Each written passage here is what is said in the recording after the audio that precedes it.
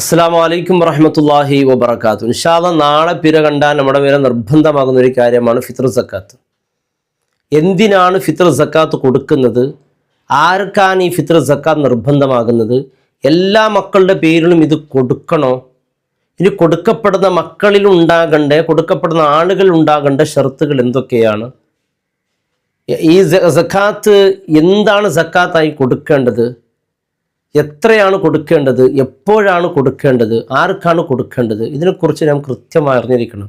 2500 2 kilo 500 gram അല്ലെങ്കിൽ 2700 600 ഇതൊക്കെ കൊടുത്താൽ സക്കാത്തായി സ്വീകരിക്കുമോ?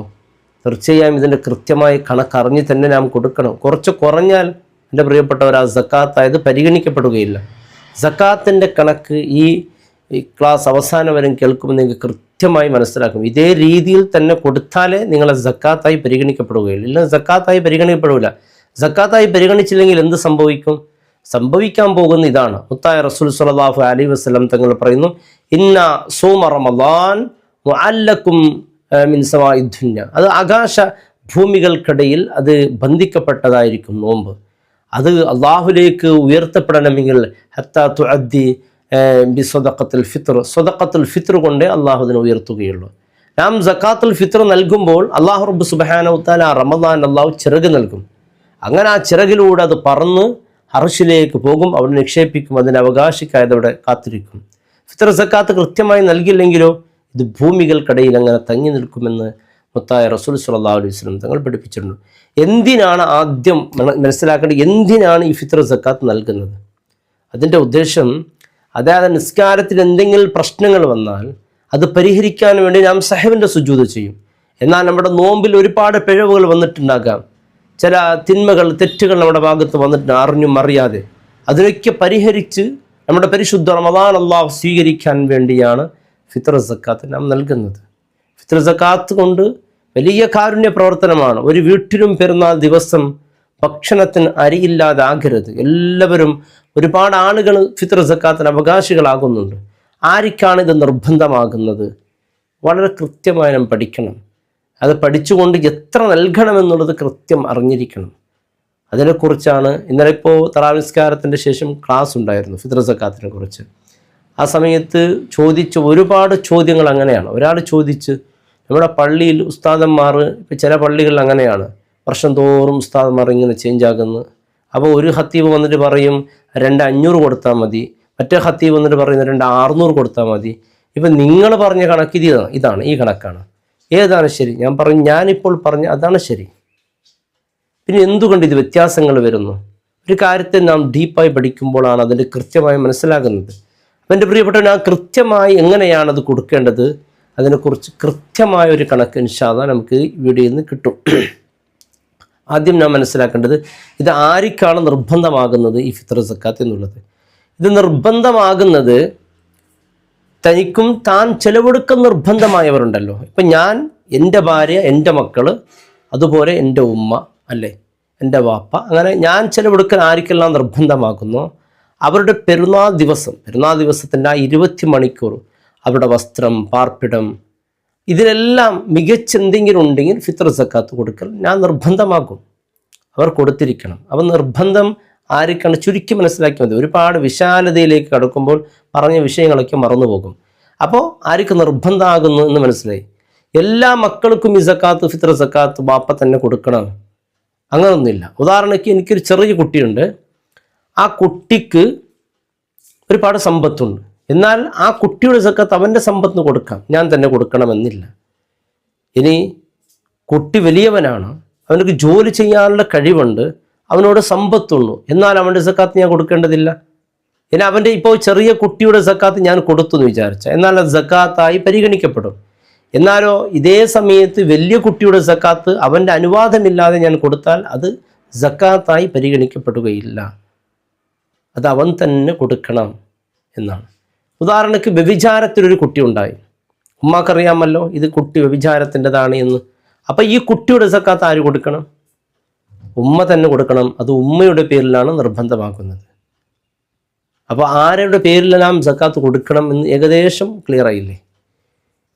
ഇനി ഈ കൊടുക്കപ്പെടുന്ന വ്യക്തികളുണ്ടല്ലോ, ഉദാഹരണക്ക് മക്കൾ, ഭാര്യ, കുടുംബം, ഞാൻ ചിലവ് കൊടുക്കുന്ന നിർബന്ധമായ വ്യക്തികൾ ആരൊക്കെയുണ്ടോ അവർക്കുണ്ടാകേണ്ട ചില ഷർത്തുകൾ. അതിൽ ഒന്ന്, അവർ മുസ്ലിമായിരിക്കണമെന്നുള്ളതാണ്. അവർ മുർത്തദ്ദായാലോ അല്ലെങ്കിൽ ദീനിനെ നിഷേധിക്കുന്ന എന്തെങ്കിലും കാര്യങ്ങൾ പറഞ്ഞ് അവർ മുർത്തദ് ആയി പോയാൽ അവരുടെ പേരിൽ സക്കാത്ത് കൊടുക്കേണ്ടതില്ല. രണ്ടാമത്തത്, അവർ ഉണ്ടായിരിക്കണം എന്നുള്ളതാണ്. ഇല്ലെങ്കിലും സക്കാത്ത് കൊടുക്കേണ്ടതില്ല. ഉണ്ടായിരിക്കണമെന്ന് പറഞ്ഞാൽ നാളെ ഇപ്പോൾ ഇൻഷാ അല്ലാഹ് നമ്മുടെ മാസപ്പിറവി കണ്ടാൽ, പെരുന്നാളിൻ്റെ അമ്പലി കണ്ടാൽ ആ സമയത്ത് വ്യക്തികൾ ഉണ്ടായിരിക്കണം. ഉദാഹരണക്ക് നാളത്തെ മഗ്‌രിബോട് കൂടി, നാളെ പെരുന്നാളെന്ന് വിചാരിക്കുക, നാളത്തെ മഗ്‌രിബിൻ്റെ മുമ്പായി നമ്മുടെ കുടുംബത്തിൽപ്പെട്ട വാപ്പയോ ഉമ്മയോ മരണപ്പെട്ടു എന്ന് വിചാരിക്കുക. അല്ലാഹു ആഫിയത്തുള്ള ദീർഘായുസ് നൽകട്ടെ. മരണപ്പെട്ടു എന്ന് വിചാരിക്കുക. മരണപ്പെട്ടാൽ അവരുടെ പേരിൽ ഫിത്ർ സക്കാത്ത് കൊടുക്കേണ്ടതില്ല. കാരണം അവരില്ലല്ലോ. ഉണ്ടായിരിക്കണമെന്നുള്ളത് ഷർത്താണ്. ഇനി മഗ്‌രിബിന് ശേഷമാണ് ഇവർ മരണപ്പെടുന്നത് വിചാരിക്കുക, എന്നാൽ അവർ ഉണ്ട്, അപ്പോൾ അവരുടെ പേരിൽ സക്കാത്ത് കൊടുക്കണം. മഗ്‌രിബിന് മുമ്പ് അവർ മരണപ്പെട്ടാലോ കൊടുക്കേണ്ടതില്ല. അതേപോലെ മഗ്‌രിബിന് ശേഷം ഒരു ഉമ്മ ഒരു കുഞ്ഞിനെ പ്രസവിക്കുന്നു, എന്നാൽ കൊടുക്കേണ്ടതില്ല. ആ പെരുന്നാളിൻ്റെ അമ്പലി കാണുമ്പോൾ അവരില്ലല്ലോ അവിടെ. ഇനി റമദാൻ്റെ ആ മാസപ്പിറവി കാണുന്നതിന് മുമ്പ് ഒരു കുഞ്ഞ് പ്രസവിച്ചു, എന്നാൽ ആ കുഞ്ഞിൻ്റെ പേരിൽ കൊടുക്കണം. എന്തേ? ആ കുഞ്ഞവിടെ ഉണ്ടായിരുന്നു. അപ്പോൾ രണ്ടേ ഷർത്ത്, ഒന്ന് ഉണ്ടായിരിക്കുക, മറ്റൊന്ന് മുസ്ലിം ആയിരിക്കുക എന്നുള്ളതാണ് അതിൻ്റെ ഷർത്ത്. അപ്പോൾ മൂന്ന് കാര്യം ഏകദേശം കൃത്യമായി മനസ്സിലായി. നാലാമത്തെ കാര്യം എന്താണ് കൊടുക്കേണ്ടത് എന്നുള്ളതാണ്. നമ്മുടെ നാട്ടിൽ ഏറ്റവും കൂടുതൽ നാം ഉപയോഗിക്കുന്ന എന്താണോ അതാണ് കൊടുക്കേണ്ടത്. ഇപ്പം നമ്മുടെ നാട്ടിലൊക്കെ നാം ഉപയോഗിക്കുന്ന എന്താണ്? അരിയാണ്. അപ്പം അരിയാണ് കൊടുക്കേണ്ടത്. നമ്മുടെ നാട്ടിൽ ഉപയോഗിക്കുന്ന നല്ല അരി ആകണം എന്നുള്ളത് മാത്രമാണ്. പുഴുക്കളുള്ള ന്യൂനതകളുള്ള അരികളൊന്നും പറ്റൂല. പിന്നെ നമുക്ക് സൊസൈറ്റി ഇവിടെ പോയിട്ടെല്ലാം കിട്ടുന്ന അരികളൊക്കെ ഉണ്ട്, അതൊന്നും കൊടുക്കാതിരിക്കുക. നമ്മൾ വീട്ടിൽ കൊണ്ടുപോയി കൊടുക്കുമ്പോൾ അവർക്ക് എത്ര വിഷമമുണ്ടറിയോ? അത് അങ്ങനെയുള്ള അരിയല്ല, നല്ല അരി കൊടുക്കണം എന്നുള്ളതാണ് ശ്രദ്ധിക്കേണ്ട ഒരു കാര്യം. മറ്റൊന്ന്, എത്രയാണ് കൊടുക്കേണ്ടത്? ഇതാണ് ഏറ്റവും വലിയ പ്രശ്നം. എത്ര ഫിത്ർ സക്കാത്തിൻ്റെ മസാല പറഞ്ഞാലും ഈ പ്രശ്നം തീരാത്തൊരു പ്രശ്നമാണ്. ഇതാണ് ഇന്നത്തെ ക്ലാസ്സിൽ ഏറ്റവും കൂടുതൽ എന്നോട് ചോദ്യം ചോദിച്ചത്. കാരണം ഞാൻ പ്രസംഗം കഴിഞ്ഞ് പോകുമ്പോൾ പിന്നെയും തുടരെയായി വന്ന് ചോദിച്ചൊരു ചോദ്യം ഇതാണ്. കൊടുക്കുന്ന കാര്യത്തിലാണ് വിഷയം. പിന്നെയും അവർ പറയുന്നത് ഖത്തീബന്മാർ ഓരോന്ന് ഇങ്ങനെ പറയുന്നുണ്ട്, അവർ തന്നെ ഒരു കൃത്യത, ഒരു കണക്ക് പറയണ്ടേ എന്ന രീതിയിലൊക്കെ ചർച്ച മുന്നോട്ട് അത് നീണ്ടു നിന്നു. യഥാർത്ഥത്തിൽ ഞാൻ മനസ്സിലാക്കേണ്ട ഒരു കാര്യം, എത്ര കൊടുക്കണമെന്നതിന് കൃത്യമായ കണക്ക് പറയാൻ ഒരു പ്രയാസമുള്ള ഒരു അവസ്ഥയിലാണ്. അതിൻ്റെ കൃത്യമായ കണക്ക് ഒരേ ഒരു മറുപടി അതിനുള്ളൂ. ഒരു സാ കൊടുക്കണം എന്നുള്ളതാണ് അതിൻ്റെ മറുപടി. കൃത്യമായ മറുപടി എത്രയേ ഉള്ളൂ, ഒരു സാ കൊടുക്കണം എന്നാണ്.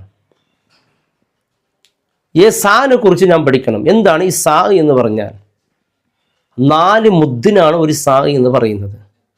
മുദ്ദുപാത്രങ്ങൾ എൻ്റെ പ്രിയപ്പെട്ടവരെ നമുക്ക് വാങ്ങാൻ കിട്ടും. ചെറിയ പൈസ അതിനുള്ളൂ, ഒരു 100 രൂപയോ അത്രയേ ഉള്ളൂ. നമ്മുടെ പണ്ട് കാലത്ത് നമ്മുടെ വീട്ടിൽ സേറുണ്ടല്ലോ, സേറ്, ആ സേറ് പോലത്തെ ഒരു പാത്രമാണത്. ഇതിൻ്റെ ഫോട്ടോ വേണമെങ്കിൽ സ്ക്രീനിൽ വെക്കാം. ഇതുപോലത്തെ ഒരു പാത്രം, ഈ പാത്രം നമുക്ക് വാങ്ങാൻ കിട്ടും. ഒരു 100 രൂപ കൂടിയാൽ അത്രയേ ഉള്ളൂ.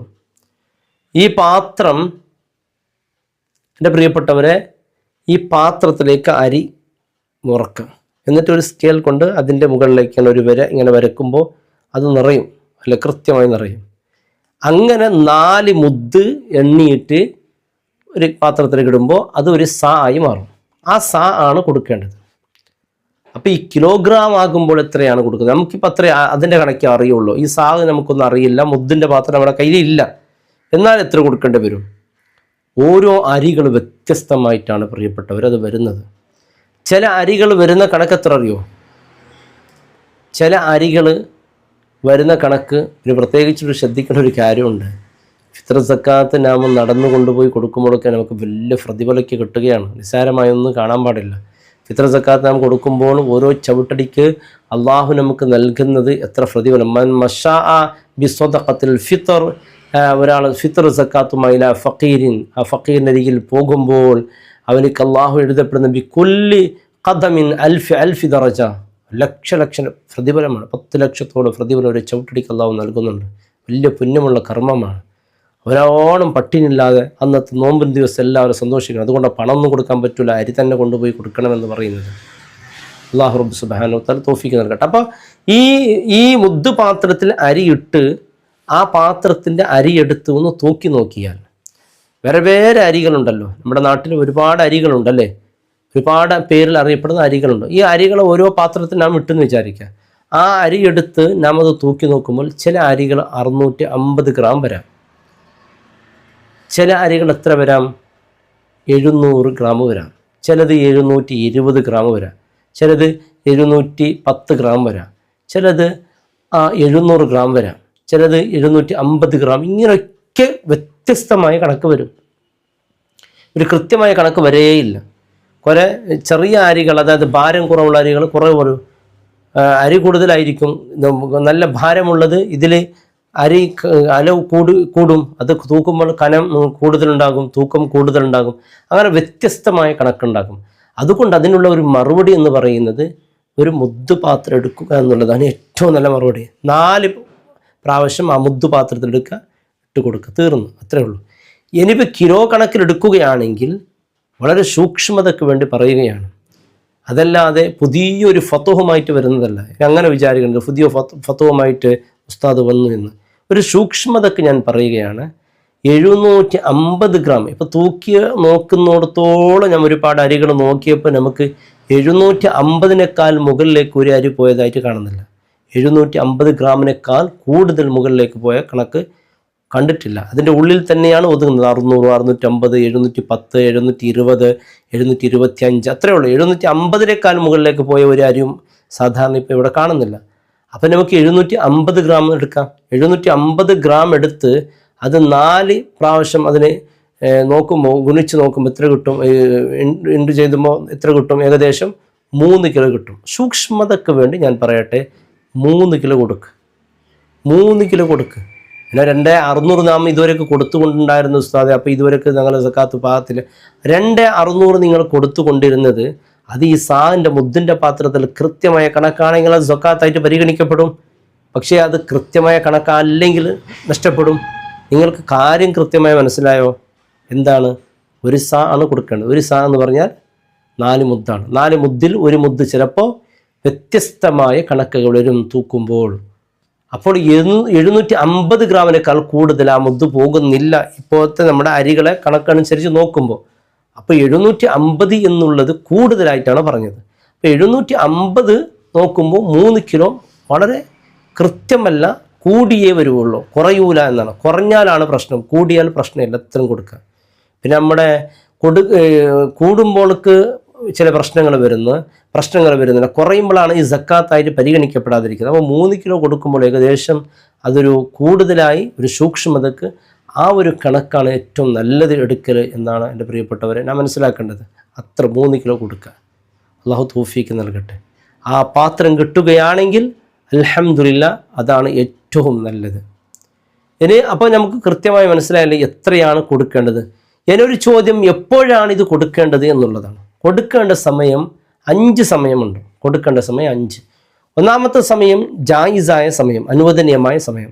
2ാമത്തെ വാജിബ്, നിർബന്ധമായ സമയം. 3 ഉത്തമമായ സമയം. 4 കറാഹത്തായ സമയം. 5 ഹറാമായ സമയം. ഇങ്ങനെ 5 സമയങ്ങളുണ്ട്. അപ്പം 5 സമയങ്ങളിൽ ഏറ്റവും നല്ലത് ഉത്തമമായ സമയത്തിലാണ് കൊടുക്കൽ. മറ്റുള്ള സമയങ്ങളിൽ കൊടുത്താൽ കറാഹത്ത് സംഭവിക്കും. 5ാമത്തെ ഒരു സമയം പറഞ്ഞില്ല, അവിടെ കൊടുത്താൽ ഹറാം സംഭവിക്കും. അപ്പം ഈ 5 സമയത്തെക്കുറിച്ച് നാം കൃത്യമായി പഠിച്ചിരിക്കണം. ഒന്നാമത്തെ സമയം ജായിസായ സമയം നാം പറഞ്ഞല്ലോ. ജായിസായ സമയം എപ്പോഴാണ്? ജായിസായ സമയം എന്നുള്ളത് റമദാൻ 1 മുതൽ കൊടുക്കാൻ തുടങ്ങും. റമദാൻ 1 മുതൽക്ക് നമുക്ക് ഫിത്ർ സക്കാത്ത് കൊടുക്കാം. റമദാൻ 1 മുതൽക്ക് ഇപ്പോൾ ഒരാൾ ഫിത്ർ സക്കാത്ത് കൊടുത്ത് ഒരു കുടുംബത്തിലേക്കോ അല്ല ആർക്കോ ആവശ്യമുള്ളവർക്ക് കൊടുത്തെന്ന് വിചാരിക്കാം. എന്നാൽ എൻ്റെ പ്രിയപ്പെട്ടവരെ, അവിടെ ഒന്ന് പ്രധാനപ്പെട്ട ശ്രദ്ധിക്കുന്നത്, കൊടുക്കുന്ന ആളും വാങ്ങുന്ന ആളും ആ സമയത്ത് അർഹരായിരിക്കണം എന്നുള്ളതാണ് ഏറ്റവും പ്രധാനപ്പെട്ടത്. കൊടുക്കുന്ന ആളുടെ അർഹത നഷ്ടപ്പെട്ടാൽ പോയി, വാങ്ങുന്ന ആളുടെ അർഹത നഷ്ടപ്പെട്ടാൽ പോയി. കൊടുത്ത ആൾ മരണപ്പെട്ടു, സക്കാത്ത് ബാത്തിലായി. അല്ലെങ്കിൽ ഞാനിപ്പോൾ ഒരാൾക്ക് സക്കാത്ത് കൊടുത്ത് റമദാൻ 1 കൊടുത്ത് പെരുന്നാളിൻ്റെ ദിവസമാകുമ്പോൾ അവൻ വലിയ പണക്കാരനായി, അവൻ അതിന് അർഹനല്ലാത്ത മിസ്കിനോ ഫക്കീറിൽ പെടുന്നില്ല. എന്നാൽ ആ കൊടുത്ത സക്കാത്ത് ബാത്തിലായി. പെരുന്നാൾ വേറെ തന്നെ കൊടുക്കേണ്ടി വരും.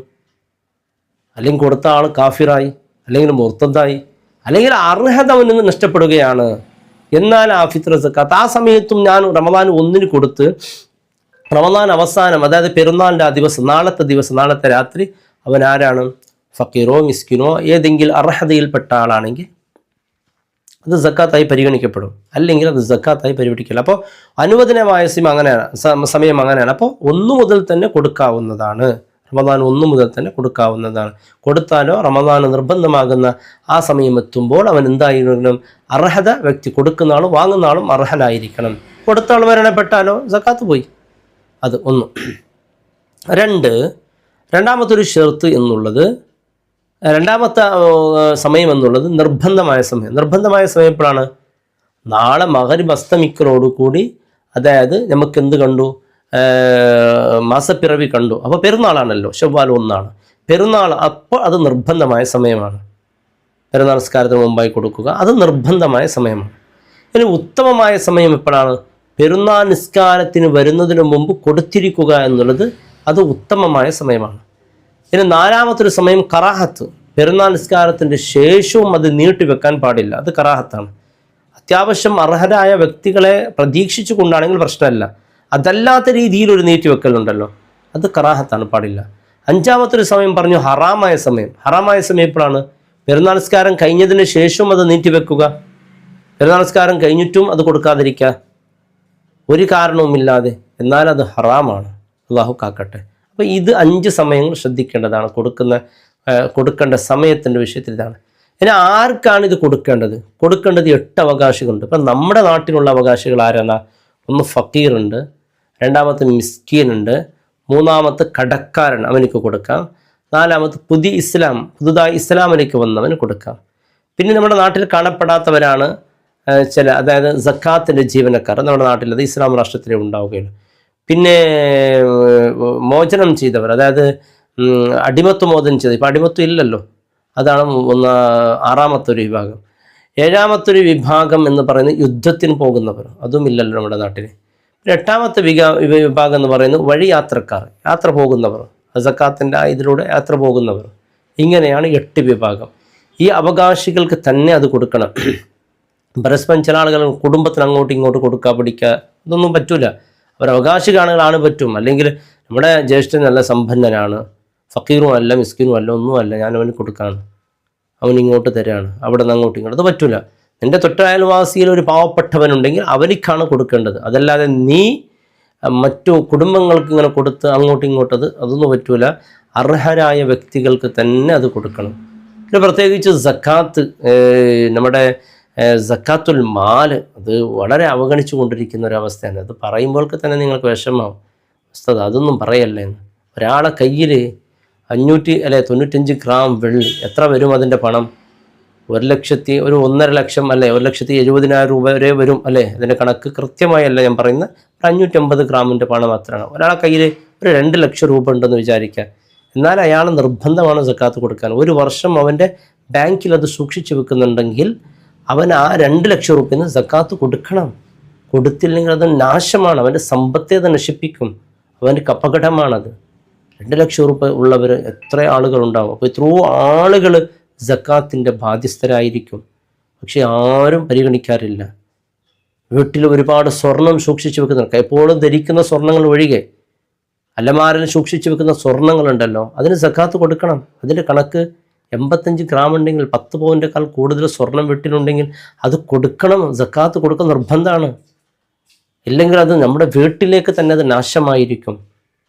അതിനെക്കുറിച്ച് ഒരുപാട് കാര്യങ്ങൾ പറയുന്നത്. അതുകൊണ്ട് കച്ചവട സ്ഥാപനങ്ങൾ ചെയ്യുന്നവർ, അതിനും സക്കാത്ത് നിർബന്ധമുണ്ട്. അതിൻ്റെ കണക്ക് പരിധി ഹിസാബൊക്കെ എത്തിയാൽ അതും കൊടുക്കാൻ നിർബന്ധമാണ്. 1 വർഷത്തോളം അത് സൂക്ഷിച്ച് വെക്കുന്നുള്ളത് കൊടുക്കണം. അത് നമ്മുടേതല്ല, ആ സമ്പത്ത് അത് അള്ളാഹുവിൻ്റെതാണ്. അത് അള്ളാഹു പറഞ്ഞ അവകാശികൾക്ക് നാം കൊടുത്തില്ല എങ്കിൽ അത് നമ്മുടെ വീടിനും കുടുംബത്തിനും വലിയ നാശം വിതക്കും. അള്ളാഹു കാത്ത് രക്ഷിക്കട്ടെ. എൻ്റെ പ്രിയപ്പെട്ടവർ, വളരെ കൃത്യമായി മനസ്സിലായല്ലോ. പിന്നെ നീയത്ത് എൻ്റെ ഫിത്ർ സക്കാത്താണെന്നുള്ള നീയത്തോടു കൂടി സക്കാത്ത് കൊടുക്കണം. പിന്നെ നിങ്ങൾക്ക് എന്തെങ്കിലും സംശയങ്ങൾ ഉണ്ടെങ്കിൽ, ഏകദേശം നിങ്ങൾക്ക് മനസ്സിലായിട്ടുണ്ടാവുമെന്ന് വിചാരിക്കുക. നിങ്ങൾ സംശയമുണ്ടെങ്കിൽ കമൻറ്റിലൂടെ ഇൻഷാ അല്ലാഹ് അറിയിക്കുക.